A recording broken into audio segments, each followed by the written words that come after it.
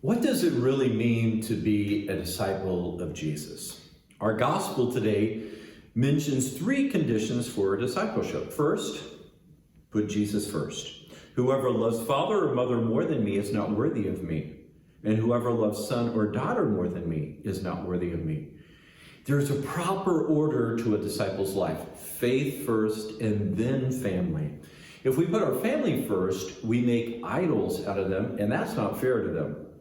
If we seek our peace, joy, and fulfillment from our spouse or our parents or children, then we place a burden on them that they can't fulfill. Only God can provide those things. So how do we put Jesus first? My first challenge to all of us is to give Jesus your first thought of the day. Give Jesus your heart at the beginning of the day. Let's be honest. What do we first think about when we wake up? Maybe we're thinking about our schedule or the problems of our life. Maybe we're thinking about, what do I get out for breakfast? Well, my challenge to all of us is, before we even have that first cup of coffee, that we offer our day to the Lord. Make prayer your very first act of the day. Put Jesus very first in the beginning of your day. And then we all have to make time in our day to schedule our daily appointment for prayer with Jesus.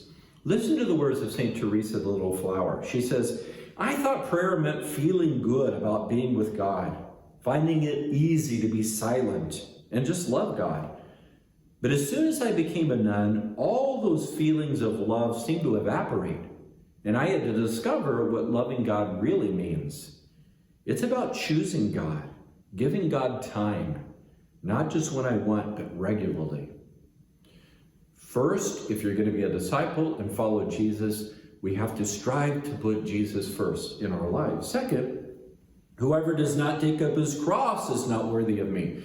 Now, if you're like me, you hear this one and you think, oh, what a downer. I mean, I'm not good at heavy penances. Who wants to take up a cross? A lot of times we see the cross as a minus sign rather than a plus sign.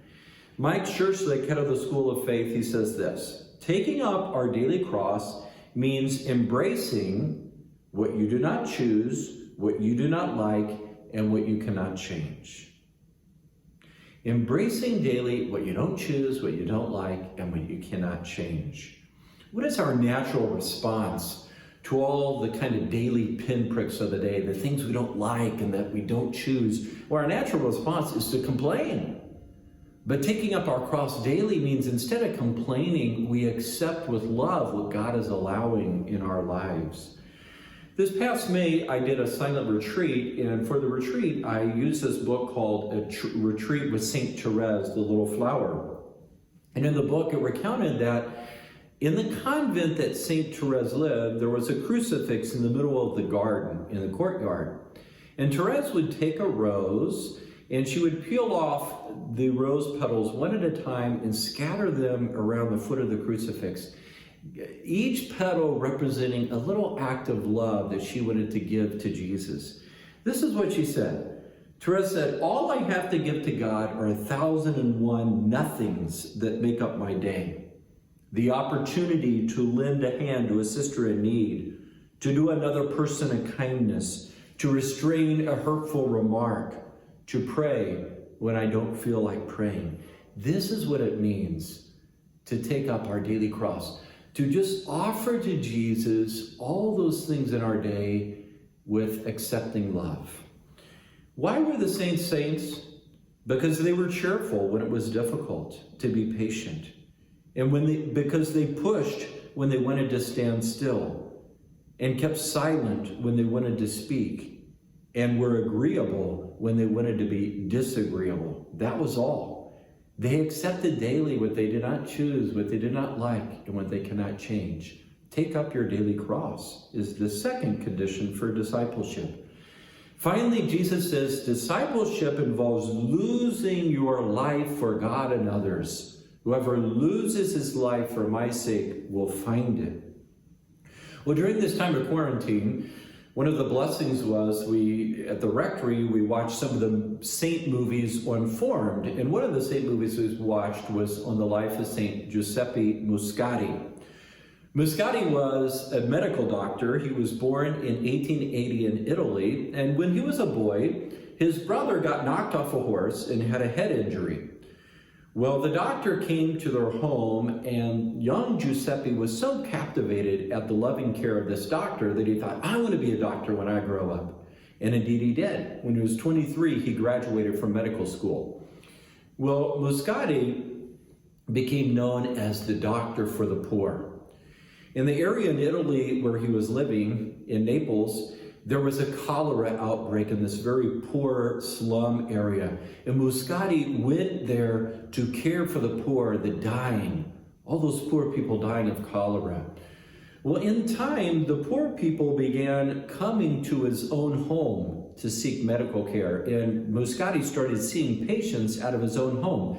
And he would diagnose them, write them prescriptions, and he was known to put a 50 lira to put money in with their prescription to help pay for their prescription. Well, in time, Muscati sold most of his belongings in love and service to the poor. There's a moving scene at the end of the movie where his best friend from medical school, who became this renowned medical professor and very wealthy, married a beautiful woman, and he comes to visit Dr. Giuseppe Muscati. And he says to Muscati, here's the great Dr. Muscati, and you have been reduced to poverty. What has happened to all of your things? You now have nothing. And Muscati looked at him and he said, but it is now in my poverty that I have found everything. Muscati was willing to lose his life and everything, and in doing so, he found life. He realized that life is really all about love. Mother Teresa says, the only life worth living is the life lived for others. See, culturally, we buy into the notion that the goal of life is to get into the right college, to make my first million, so that I can live a life of luxury and comfort for my own. But to be a disciple of Jesus, we remember life is not about me, it's not about us. It's about losing our lives for others. And in doing so, that's where we find life. It's not easy to follow Jesus, to strive to put Jesus first, to take up our cross daily, and to be willing to lose our life in love for God and others. But in doing so, we find life and fulfillment.